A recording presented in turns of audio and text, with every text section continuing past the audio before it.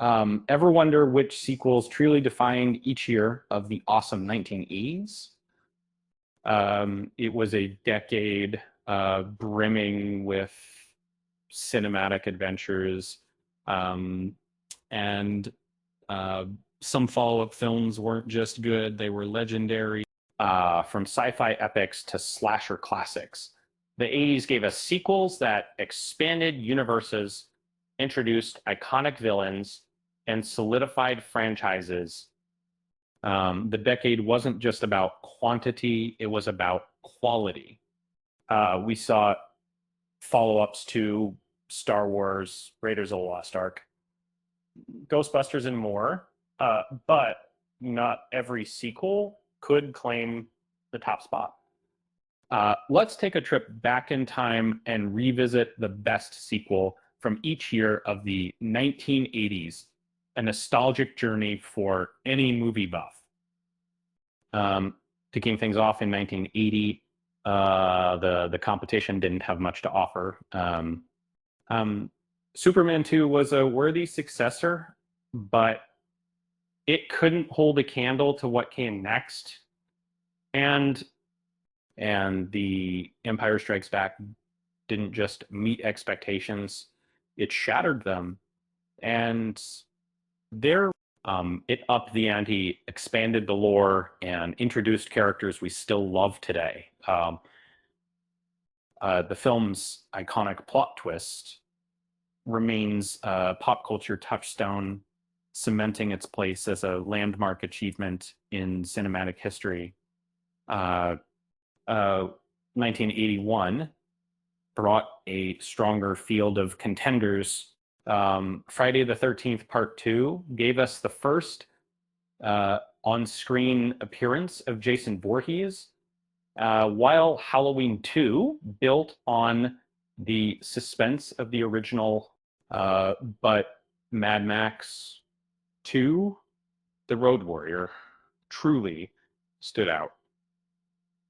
Um, it was a vast improvement over the original, delivering bigger action and a compelling premise.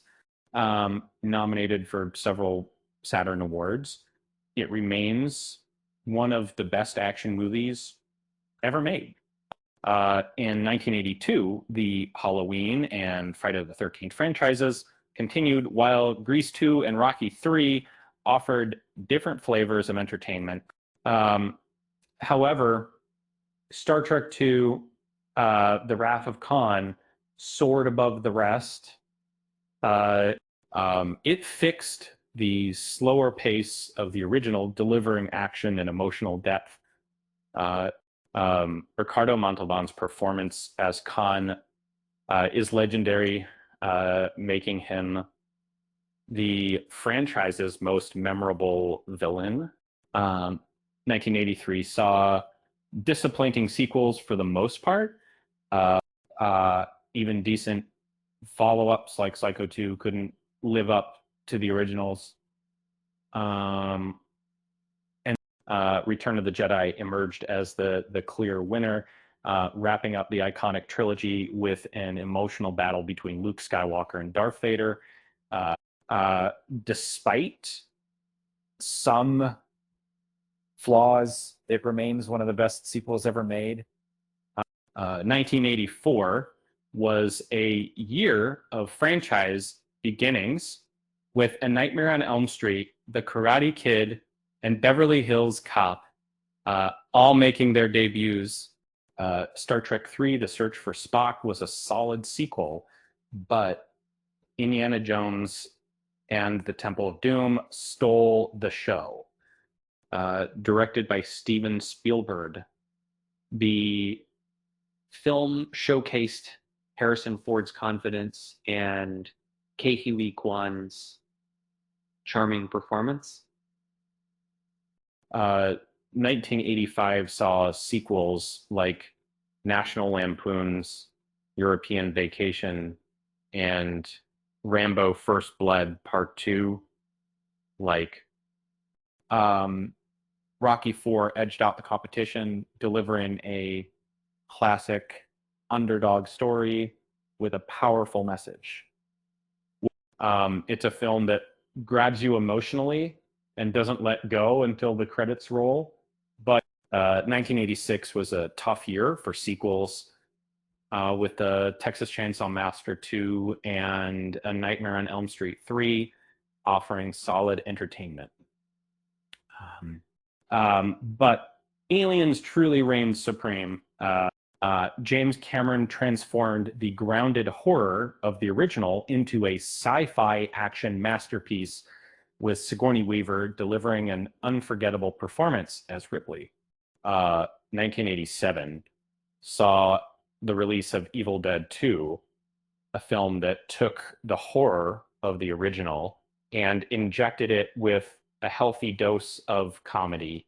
Bruce Campbell's Ash Williams became a pop culture icon, and Sam Raimi's direction showcased his unique comedic vision. It's a film that improves on the original while adding a fun twist.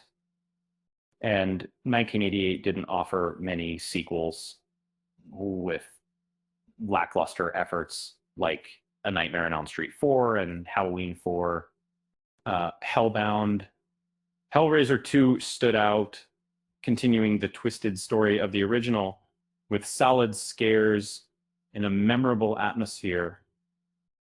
Finally, 1989 delivered a wealth of excellent sequels, including Ghostbusters 2, Indiana Jones and the Last Crusade, and Lethal Weapon 2. But Back to the Future Part 2 took the top spot of it was a fun, inventive, and visually stunning sequel that expanded the world of the original in exciting new ways. So there you have it. I'll look back at the best sequels of the 1980s for some. It was a decade of cinematic innovation, and these films represent the best of the best. With that said, thanks for watching, and until next time.